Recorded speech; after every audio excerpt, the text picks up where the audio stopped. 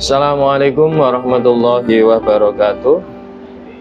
Alhamdulillah wa syukrulillah, la haula wa la quwata illa billah. Rabbi shrah li sadri wa yassir li amri wahlul 'uqdatam min lisani yafqahu qawli. Amma ba'du. Selamat pagi semuanya. Salam sejahtera untuk kita semua. Semoga senantiasa dalam lindungan Allah Subhanahu wa taala dan diberikan kenikmatan, kesehatan dan iman Islam dari Allah Subhanahu wa taala. Amin. Pada pagi hari ini saya sudah bersama dengan Bapak Ulil Absor SSY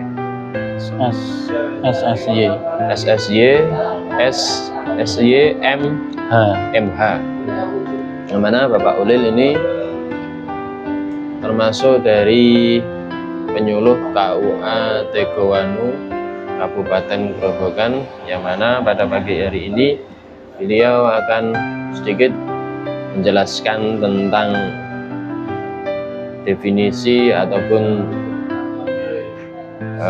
proses dari sertifikasi tanah wakaf. Begitu ya Pak Ulil ya? Iya. Pak Ulil bagaimana kabarnya? Alhamdulillah. Alhamdulillah. Sangat baik ya. Keluarga juga baik ya Pak ya? Alhamdulillah baik. Ini langsung saja ya Pak Ulil ya.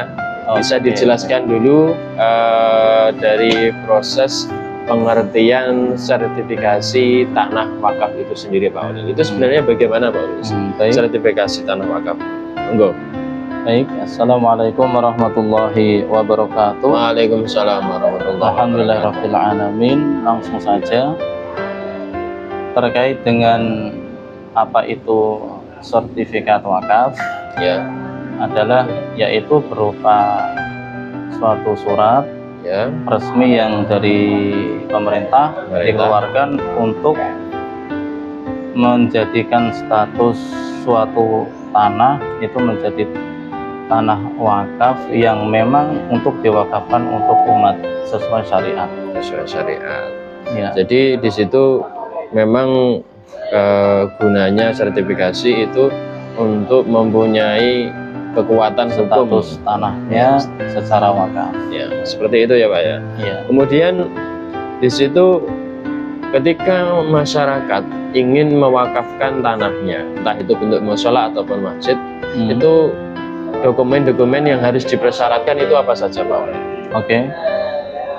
Untuk masyarakat khususnya di KUA, di lingkup KUA Tegowanu, apabila hendak untuk mengajukan sertifikasi tanah wakaf, Ya, adapun syarat-syaratnya yaitu pertama yang jelas status tanahnya atau berupa surat sertifikat hak milik, ya, ataupun boleh letter C yang Letter C. mana sudah dibuatkan berupa peta bidang.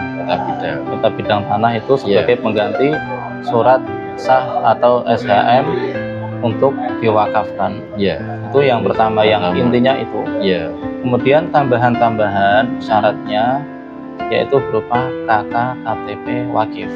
kakak KTP wakif. Ya. Kemudian KK KTP nadir. Nah, di sini nadir biasanya tahun kemarin itu ditunjuk dari desa, tapi Dari desa. untuk aturan 2 tahun ini boleh menunjuk nadir, Ya, yaitu berupa pertama ketua, sekretaris dan bendahara. nah, berarti 3 orang. 3 orang. Ya, Ya, 3 3 orang. Terus kemudian ada saksi, saksi. KK KTP saksi yang mana nanti menyaksikan prosesi ikrar wakaf. yang berada di KUA. Boleh ditunjuk juga, Oh, entah itu dari KUA ataupun dari pihak wakif sendiri. wakilnya. Itu minimal 2 orang, Pak. Memang disyaratkan 2 orang. Syaratkan 2 orang. Ya. Ya, oke. Tidak boleh 1 tapi 2 saksi. Itu boleh laki-laki dan perempuan ya? Boleh. Oh, ya. Entah itu perempuan atau laki-laki dan perempuan itu boleh diperbolehkan. Yang penting sudah balik Sudah balik dan ber-KTP. ber-KTP ya, Pak. Kemudian yang tidak kalah pentingnya adalah surat pajaknya, Surat pajak SPPT, SPPT. ya, yang dikeluarkan oleh BPPKAD setempat. Oh. Kalau di sini kan di Grobogan, Iya, iya. tempatnya di Purwodadi. Oh iya. Oke. Dan itu melalui diwakilkan di desa masing-masing. Oke. Jadi yang mengeluarkan BPPKAD, tapi yang menyerahkan atau yang mengurusi di lingkup desa masing-masing. Desa masing-masing. Ya. Kemudian secara singkatnya saja Pak Ulil, setelah dokumen itu dipersiapkan, proses selanjutnya bagaimana Pak Ulil? Itu apakah langsung ke KUA untuk mendaftarkannya atau meminta pertolongan dari teman-teman penyuluh atau bagaimana? Oh iya. Untuk berkas yang sudah siap itu boleh langsung dibawa ke KUA. Nanti oleh petugas akan diketikkan, disiapkan berkasnya dan dicetakkan EAIW. Ya. Setelah ini EAIW ini keluar, baru setelah itu ikrar wakaf di sini dibawa ke BWI dan ke finalnya di BPN. BPN. Nanti dari pihak BPN itu akan mengukur tanah itu Pak. Nanti Tidak. terjun ke lapangan. Langsung saja itu sudah lengkap. Langsung lengkap. Oh sudah lengkap. Berarti nanti tinggal nunggu terbit sertifikat tanah wakafnya. Tanah wakafnya. Seperti itu. Prosesnya ya Pak ya. Ya. Oke, terima kasih. Kemudian Pak, ini yang terakhir. Itu fungsi dari sertifikasi tanah wakaf ini sendiri itu sebenarnya untuk apa? Biar masyarakat ini semua tahu. Kenapa toh kita harus mensertifikatkan tanah wakaf kita? Kenapa seperti itu? Monggo Pak Ulil. Untuk status tanah yang sudah wakaf itu alangkah aman dan nyamannya ketika disertifikatkan wakaf. Jadi apabila tidak disertifikatkan wakaf, maka rentan sekali adanya konflik di bawah. Apalagi yang mereka mengaku sebagai ahli waris. Ya. Banyak sekali sengketa.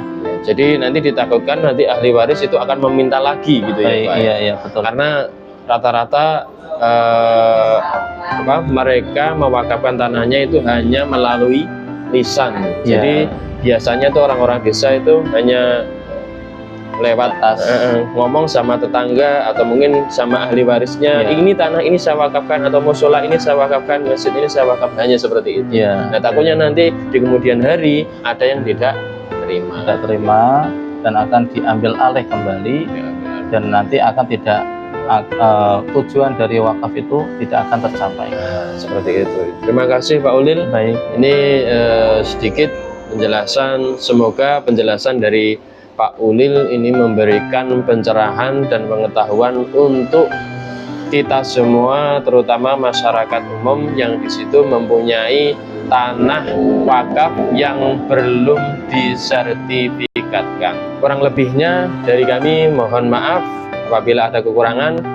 Sekian dari saya. Assalamualaikum warahmatullahi wabarakatuh.